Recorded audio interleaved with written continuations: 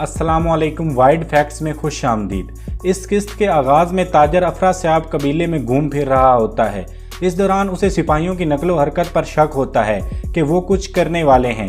ये जानने के लिए वो सिपाहियों की ट्रेनिंग एरिया में चला जाता है और एक सिपाही से पूछता है कि सब खैर है, ये सब किधर जाने की तैयारी कर रहे हैं। सिपाही कहता है माफ़ कीजिए, मुझे नहीं पता। लेकिन ताजर अफरास्याब शक में पड़ जाता है कि ये कुछ करने वाले हैं। दूसरी तरफ हलीमा सुल्तान और दिल्ली दामिर भी कबीले में वापस आ जाते हैं। दाखिली रास्ते पर एक बच्ची खड़ी होती है जो उन्हें खुश आमदीद कहती है। दिल्ली दामिर इस बच्ची से पूछता है कि हमारे बाद कबीले में कुछ हुआ है। वो बच्ची दिल्ली दामिर को बताती है कि अर्तुरुल भाई ने कबीले से गद्दारों का खात्मा कर दिया है। फिर हलीमा सुल्तान पूछती है अर्तुरुल आजकल कबीले में ही है, जिस पर बच्ची कहती है हाँ। फिर वो दोनों आगे बढ़ जाते हैं। अर्तुरुल अपने खैमे में कुर्ता बांध रहा होता है कि हलीमा अंदर दाखिल होती है। अर्तुरुल उसे देखकर बहुत खुश होता है और कहता है अल्लाह का शुक्र है तुम वापस आ गई हो। हलीमा पूछती है क्या फिर आप कहीं जा रहे हो, जिस पर अर्तुरुल कहते हैं हाँ, हम दोनों कबीले मिलकर आज नोयान पर हमला करने वाले हैं। लेकिन हलीमा सुल्तान कहती है कि संगुर्तकिन ने आपके लिए पैगाम भेजा है, वो रात को मेहमान खाने में आपका इंतज़ार करेंगे और उन्होंने कहा है कि आपने लाजमी वहाँ आना है, चाहे कुछ भी हो जाए। जिस पर अर्तुरुल परेशान हो जाता है। दूसरी तरफ नोयान के डेरे पर तानगुत उसके पास आता है और कहता है नोयान हम तैयार हैं। उसके बाद एक सिपाही आता है जो नोयान को एक खत देता है, जिसके बाद नोयान कहता है कि सादुद्दीन कोपैक ने संगुर्तकिन के बारे में खबर भेजी है, आज रात वो मेहमान खाने में होगा। जिस पर तानगुत पूछता है और अर्तुरुल, नोयान कहता है अर्तुरुल ज़रूर मरेगा, तुम मारोगे उसे। और फिर वो उसे कहता है कि मुझे मायूस मत करना। उसके बाद नोयान कहता है संगुर्तकिन सुल्तान अलाउद्दीन के हुक्म पर ओगेडे खान को मारने जा रहा है, इसलिए हर हाल में उसे रोकना होगा। उसके बाद नोयान संगुर्तकिन की तरफ रवाना हो जाता है। कबीले में गोपचे तोतकीन को तैयार कर रही होती है और कहती है अल्लाह तुम्हारी मदद करे। दूसरी तरफ अर्तुरुल और कंदोगदो भी तैयार होते हैं। अर्तुरुल हाइमा खानम को बताता है कि संगुर्तकिन के बारे में खबर आई है। फिर हलीमा कहती है कि वो आज रात मेहमान खाने में अर्तुरुल का इंतजार करेंगे। हाइमा खानम कहती हैं वो कबीले क्यों नहीं आया। अर्तुरुल कहता है ये तो मुझे वहां जाकर ही पता चलेगा।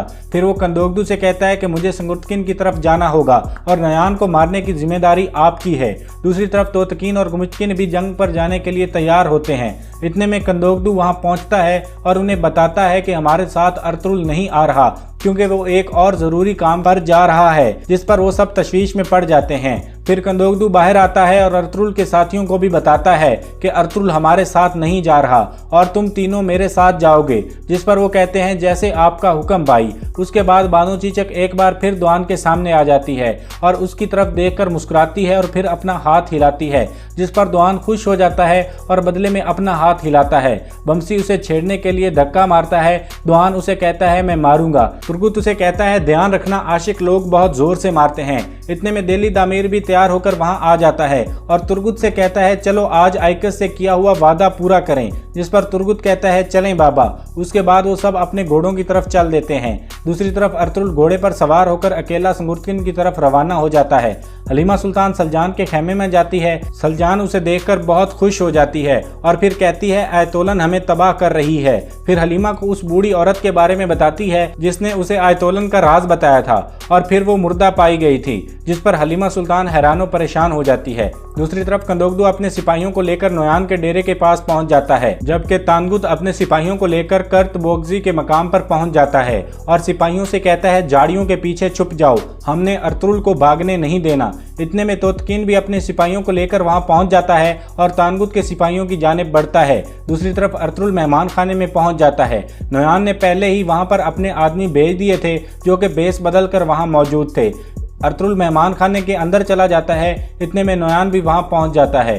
एक आदमी उसे बताता है कि कुछ देर पहले अर्तुरुल भी आ गया है और अंदर चला गया है। नोयान कहता है आज मैं सुलेमान शाह के बेटों की मुलाकात देखूंगा, इनको मारने का इससे अच्छा दिन हो ही नहीं सकता। उसके बाद वो अंदर की तरफ बढ़ता है और उसकी आदमी अपनी तलवारें निकाल लेते हैं। अंदर संगुर्तकिन और अर्तुरुल एक लंबे अरसे के बाद मिलते हैं और बहुत खुश होते हैं। उसके बाद अर्तुरुल उसके सामने बैठ जाता है और पुरानी यादें ताज़ा करता है। इस दौरान नोयान भी उनके बिल्कुल पीछे आकर बैठ जाता है और छुपकर उनकी सारी बातें सुननी शुरू कर देता है। दूसरी तरफ कंदोगदू अपने आदमी लेकर नोयान के डेरे के पास पहुंच गया था। वहां पहुंचकर गुमुचकिन कहता है कि रुको, मेरे दिमाग में एक आइडिया आया है। उसके बाद वो अपने हथियार उतार कर रख देता है और लंगड़ा कर चलने लग जाता है और मंगोल सिपाहियों के पास पहुंच जाता है और उनसे कहता है मेरी मदद करो और नोयान को जाकर बताओ कि कारा बैग का आदमी आया है। उसके बाद एक मंगोल वहां से जाने लगता है तो गुमुश्तकिन वहां मौजूद सिपाहियों पर हमला कर देता है और इनको मार देता है और कंदोगदू की तरफ इशारा करता है कि आगे आ जाओ। दूसरी तरफ तोतकीन अपने सिपाहियों के साथ अल्लाह अकबर का नारा लगाते हुए तानगुत पर हमला कर देता है और दोनों ग्रुपों की लड़ाई शुरू हो जाती है। इस दौरान तोतकीन के सिपाही मंगोलों पर हावी हो जाते हैं और काफी सारे मंगोलों को मार देते हैं। तोतकीन और तानगुत के दरमियान भी शदीद लड़ाई होती है। इस दौरान तोतकीन तानगुत की तलवार गिरा देता है लेकिन तानगुत वहां से भागने में कामयाब हो जाता है। दूसरी तरफ कंदोगदू की टीम नोयान के खेमे की तरफ बढ़ रही थी। इतने में कुछ मंगोल उस रास्ते पर आ जाते हैं जिन पर अर्तुगरुल के साथी हमला कर देते हैं और कुछ ही देर में इन सब को मार देते हैं। दूसरी तरफ मेहमान खाने में सिंगुर्तकिन और अर्तुगरुल आपस में बातचीत कर रहे होते हैं। सिंगुर्तकिन अर्तुगरुल को बताता है कि मंगोलों के साथ जंग में मैं गिरफ्तार हो गया था और आप लोग समझे शायद मैं मर गया हूँ। अर्तुगरुल उसे कहता है कि नहीं, हमारी वालदा ने कभी इस बात पर यकीन नहीं किया। फिर सिंगुर्तकिन अपनी बात को आगे बढ़ाता है और कहता है जब मैं मंगोलों के पास कैद था मुझे एक मौका मिला और मैं वहां से भाग निकला। पहली सोच मेरे जहन में यही थी कि मैं वापस कबीले चला जाऊंगा।